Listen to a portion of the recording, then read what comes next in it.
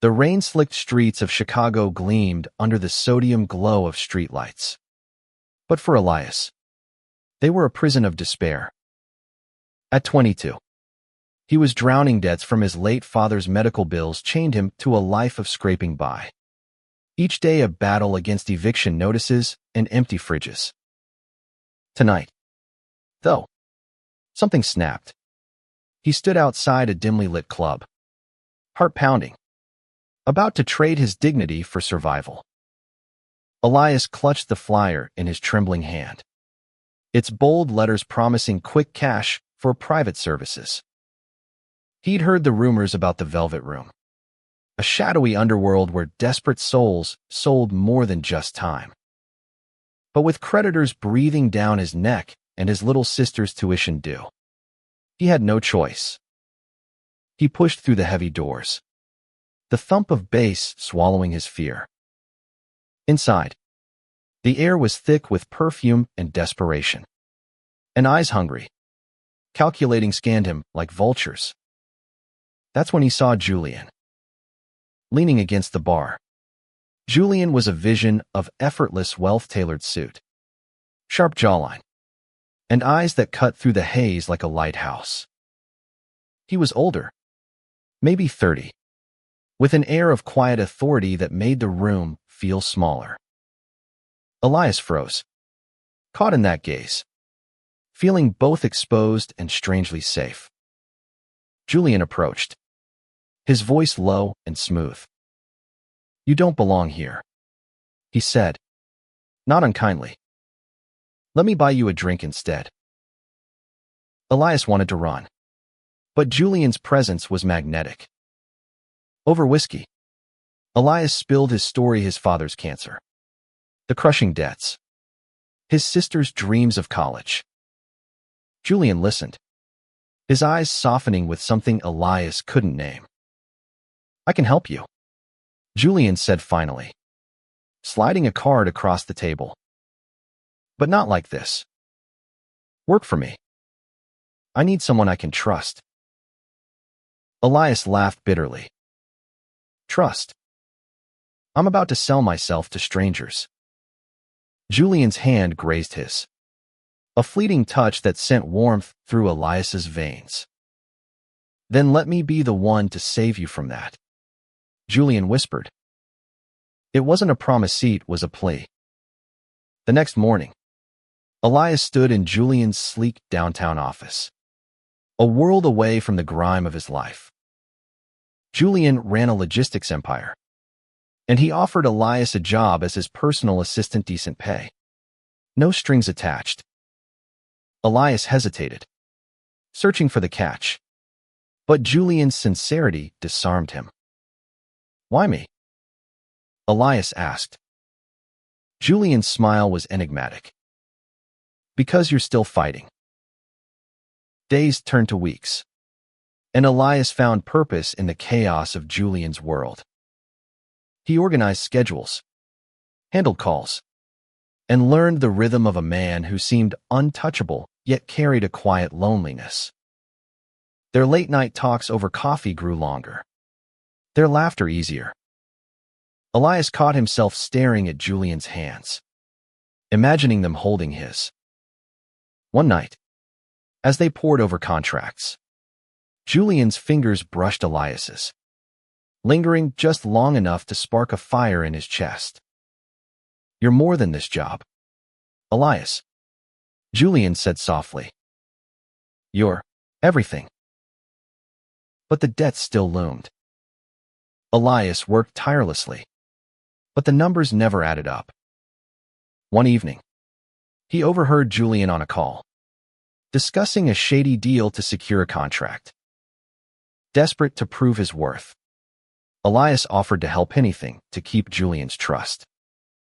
Julian refused, his voice sharp. "I won't let you taint yourself for me." But Elias was stubborn. He dug into the deal, uncovering a network of corruption Julian was trying to navigate. Against Julian's wishes, Elias met with a contact, offering information to protect Julian's company. It worked, but it came at a cost. The contact, a man with cold eyes and a colder smile, demanded Elias's silence. "You're in deep now, kid," he said. "Cross us, and your sister pays." Elias's heart sank. He'd saved Julian's deal, but tied himself to a dangerous game.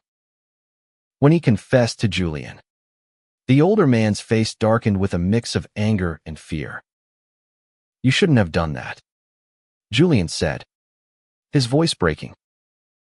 "I was supposed to protect you." That night, they stood on the office balcony, the city sprawling below. Julian's hand found Elias's, their fingers intertwining. "I can't lose you," Julian murmured, his breath warm against Elias's cheek. Elias leaned into him, their lips brushing in a kiss that tasted of hope and desperation. For a moment, the world was just them two souls caught in a storm, clinging to each other. But the storm was far from over. The contact's threats grew bolder, and Elias felt the walls closing in. He couldn't drag Julian into his mess, not after all he'd done. So, one morning, Elias vanished. He left a note on Julian's desk. "I'm sorry. I need to fix this alone." With only a backpack and a heart full of regret, he disappeared into the city, determined to free himself and Julian from the shadows he'd invited. Elias's disappearance carved a hollow in Julian's chest. For weeks, he scoured Chicago, every dive bar, every shelter, every corner Elias might have fled to. The note haunted him. "I need to fix this alone." Julian replayed their kiss, the warmth of Elias's breath, the promise of something real. Now, it was gone, and Julian was left with questions and a gnawing guilt. Had he pushed Elias too far?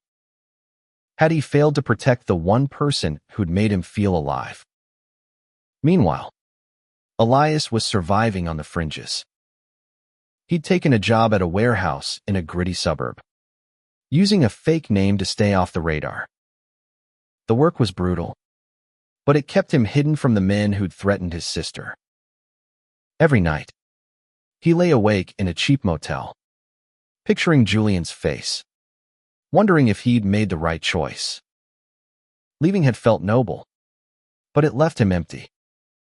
He missed Julian's quiet strength, the way his laughter softened the edges of the world. One night, Elias stumbled across a whispered rumor about the contact who trapped him. The man was part of a larger syndicate, one that Julian's company had unknowingly brushed against. Elias saw a chance to end it. He started digging, using skills he'd learned from Julian to track names, dates, and deals. It was reckless, but Elias had nothing left to lose. He followed the trail to a rundown casino in Indiana, where he posed as a gambler to get close to the syndicate's inner circle. Back in Chicago, Julian wasn't idle. He hired a private investigator, combing through Elias's last known moves. The PI uncovered Elias's alias and his warehouse job, but the trail went cold. Julian's empire began to falter, meetings missed, deals fumbled. His heart wasn't in it. Colleagues noticed the change, whispering about the golden boy who'd broken their untouchable boss. But Julian didn't care about rumors. He cared about Elias. Fate intervened on a freezing December night. Elias, now deeper in the syndicate's web, was at the casino when he spotted a familiar figure across the room. Julian. He was there on business, negotiating with a client tied to the same syndicate. Elias's heart raced. Julian looked worn, his eyes shadowed with worry. Elias wanted to run to him, to confess everything, but fear held him back. If the syndicate saw them together, Julian would be a target. Instead, Elias sent a message through a waitress. Leave now. You're in danger. Julian's eyes scanned the room, locking onto Elias's for a fleeting second. The recognition was electric, a spark across a crowded void. Julian ignored the warning, pushing through the crowd until he was inches from Elias. Why did you run? Julian demanded, his voice raw. Do you know what it's been like without you?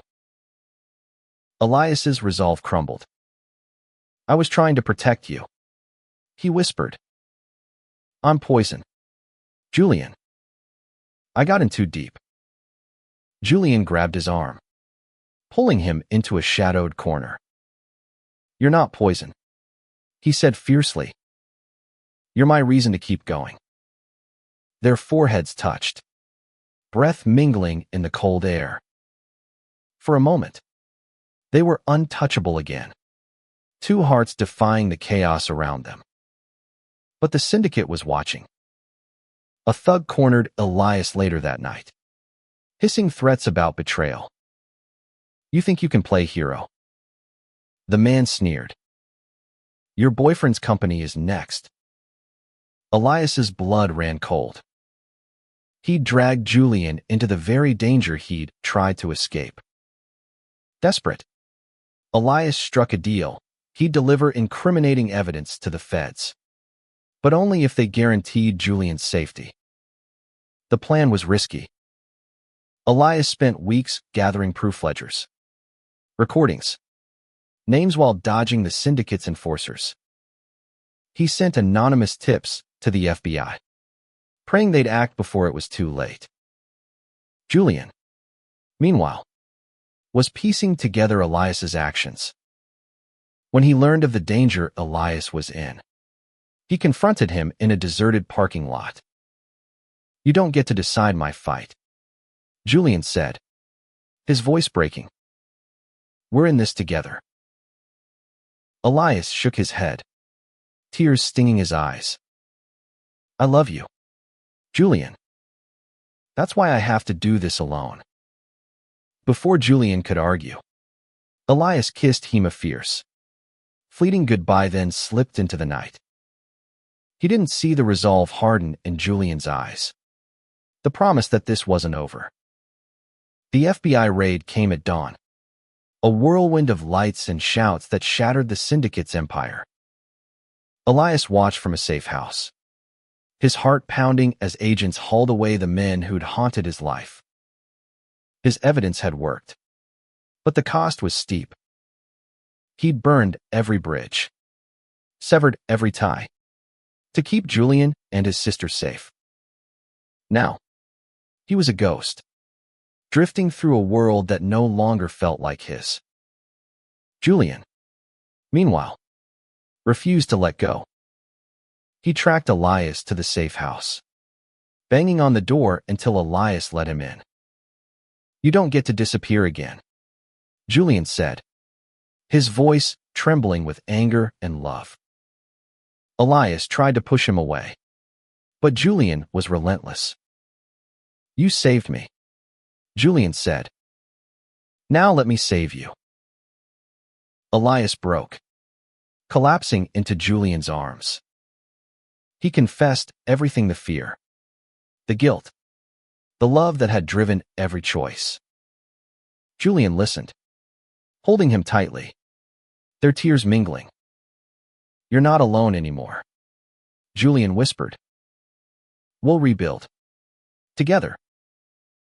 They did.